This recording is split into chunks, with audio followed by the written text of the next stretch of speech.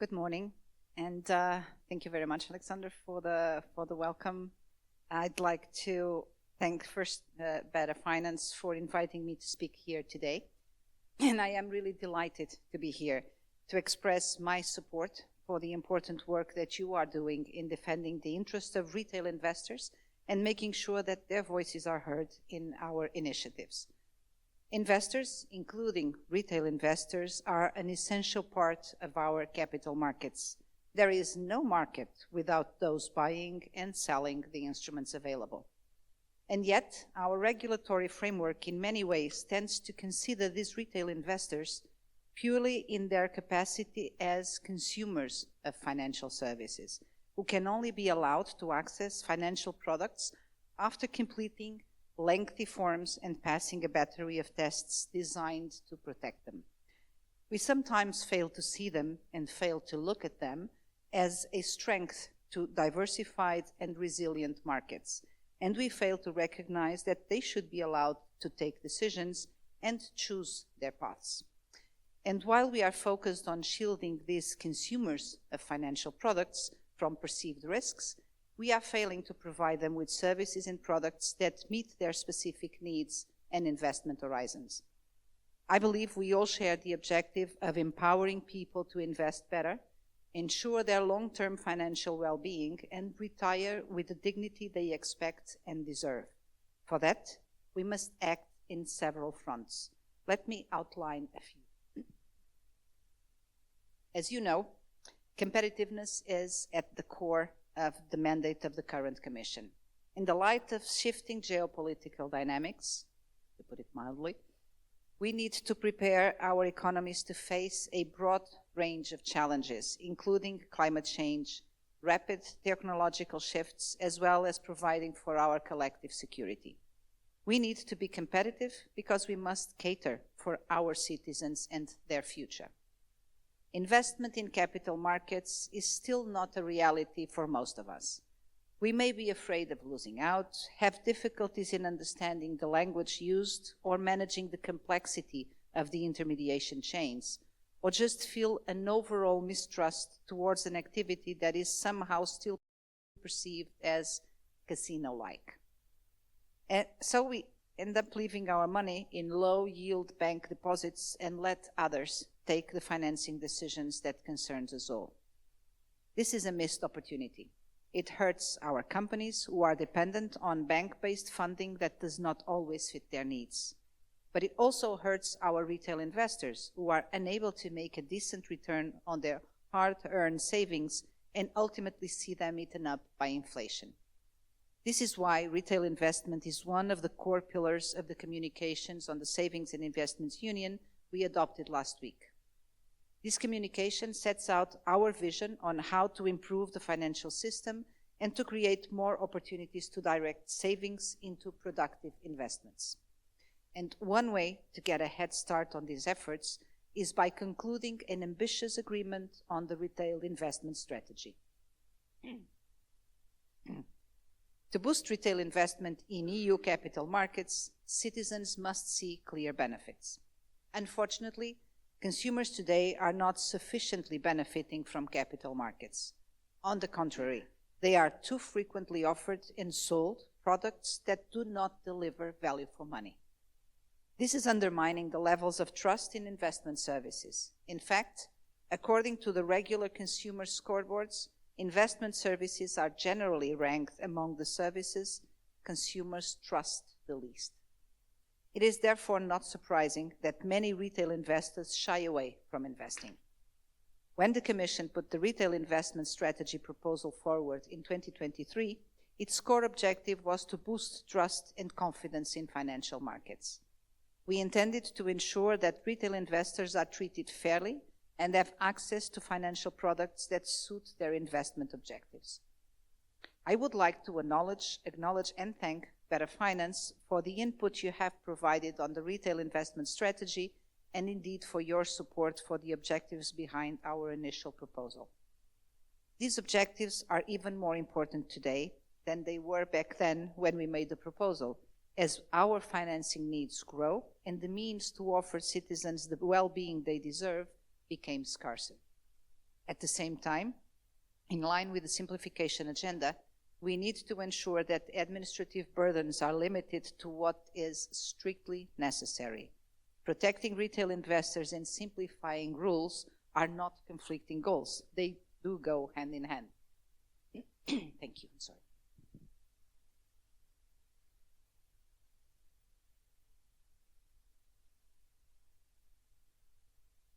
That's better. Thank you. So it is important to ensure that the products put on the market are of good quality and that investors are properly informed. But it is just as important to foster competition and innovation and to ensure that investors can effectively access these products. I am encouraged by the discussions I have had with co-legislators during the launch of the trilogue negotiations. We have a shared objective of improving the investor journey for European retail investors. This includes making sure that they have access to products that deliver value for money, providing them with information in a manner that is clear and easy to understand, and avoiding unnecessary administrative burden and red tape. An ambitious agreement on retail investment strategy will help set the ground rules for retail investors to confidently engage with capital markets. It is an important precondition and enabler for unlocking such engagement, thereby opening new financing opportunities for European businesses and boosting our savings and investments union. But our work will not stop at risk. The SIU aims to bring about an investor-centric approach, and we intend to propose over the course of this year, measures that will strive to make it simpler and more attractive for investors to invest through savings and investments accounts, open up additional investment opportunities, improve long-term outcomes for retail investors and savers in view of retirement, and further empower EU citizens to make sound financial decisions through increasing financial literacy. As the experience in a number of member states has shown, savings and investments accounts can be a powerful vector to promote investments by citizens and to channel retail savings towards productive investments. We are engaging with member states as well as a variety of shareholders in order to gain a better understanding of what is working and what is not in incentivizing investments in capital markets. We will use that knowledge to propose a European blueprint of savings and investment accounts and come forward with measures that can assist member states in fostering the uptake of such accounts by investors across the EU. The features of such investments will be defined in cooperation with you all, industry and associations and investors, with a view to incorporate best practices. Proper incentives, notably tax incentives, play a relevant role in that regard. The blueprint will be coupled with ideas on how to enrich such accounts with appropriate incentives. Let me just make a brief comment. We often hear that European investors are risk averse.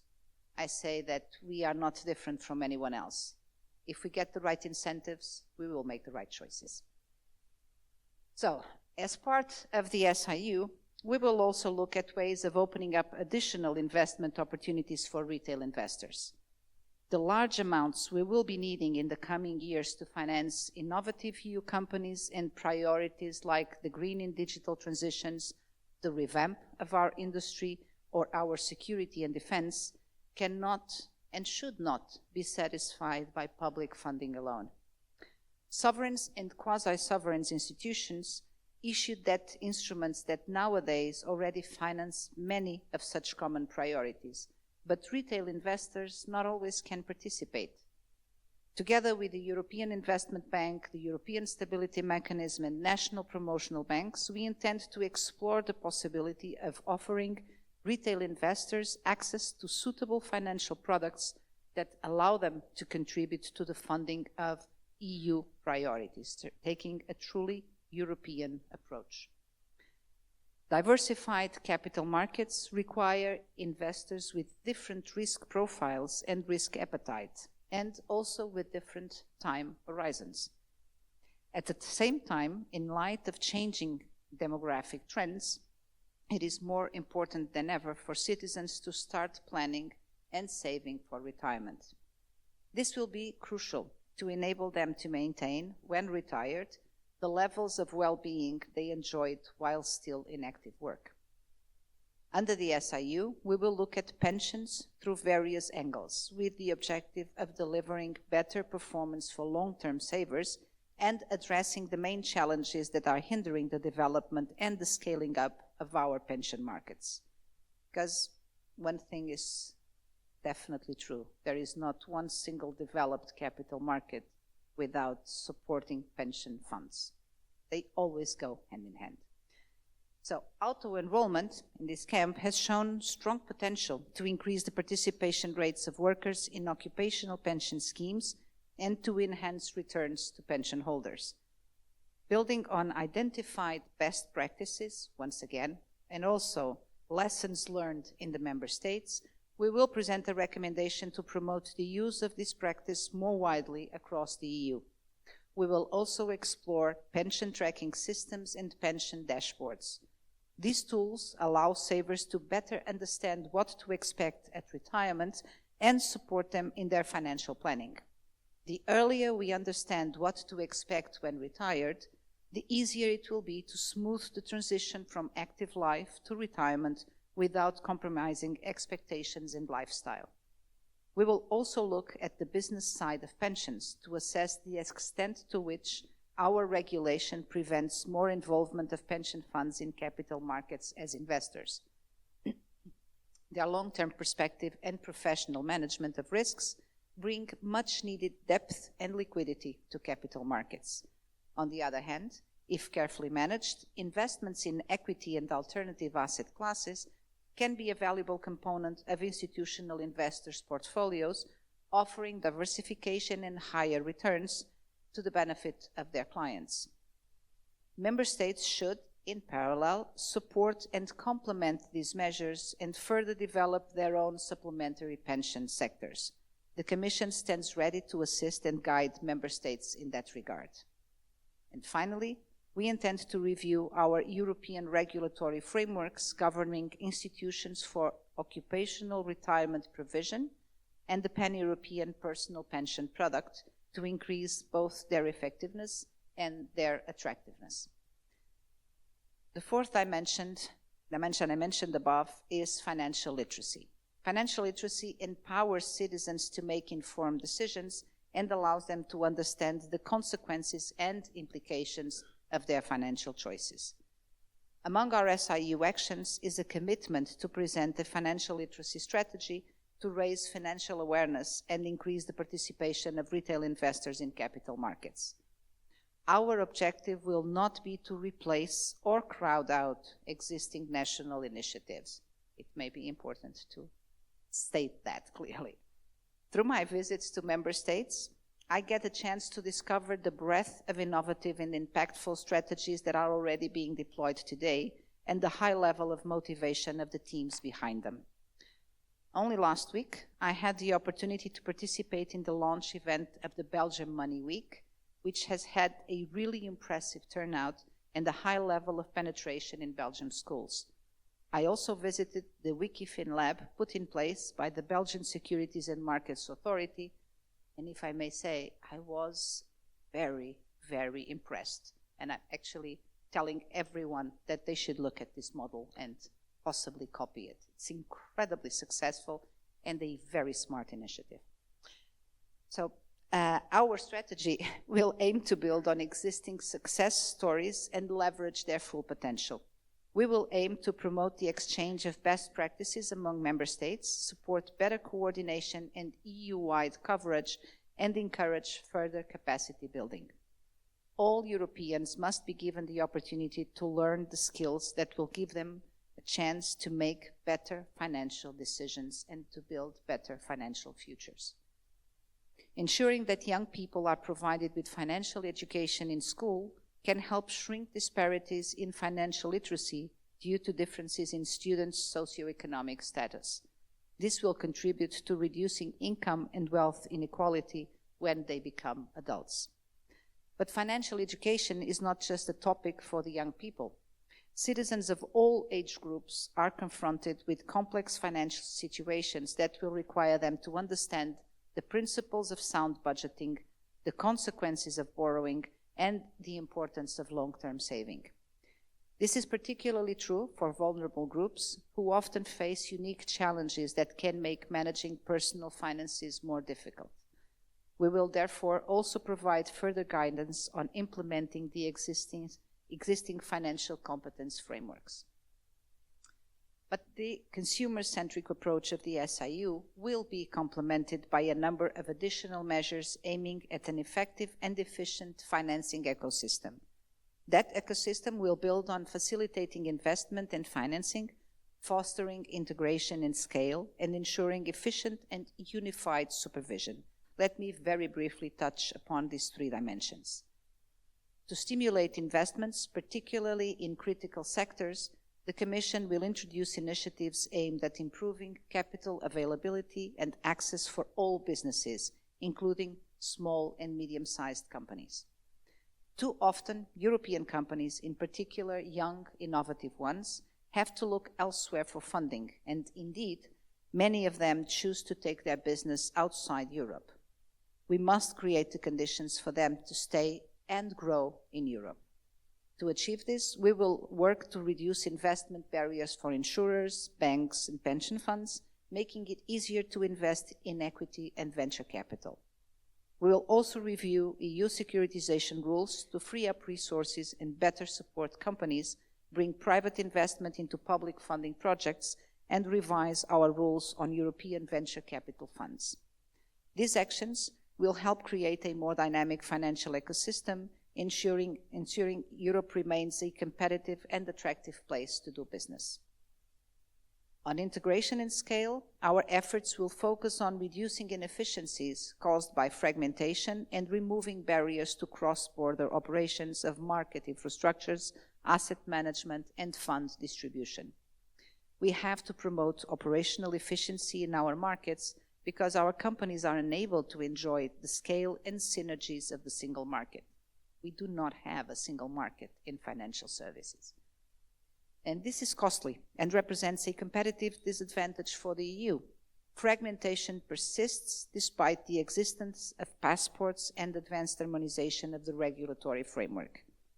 We will present ambitious legislative proposals to remove barriers to cross-border operations of market infrastructures, asset management, and distribution of funds. This will enable financial market participants to grow efficiently across the EU and to lower costs of financial services for businesses and citizens.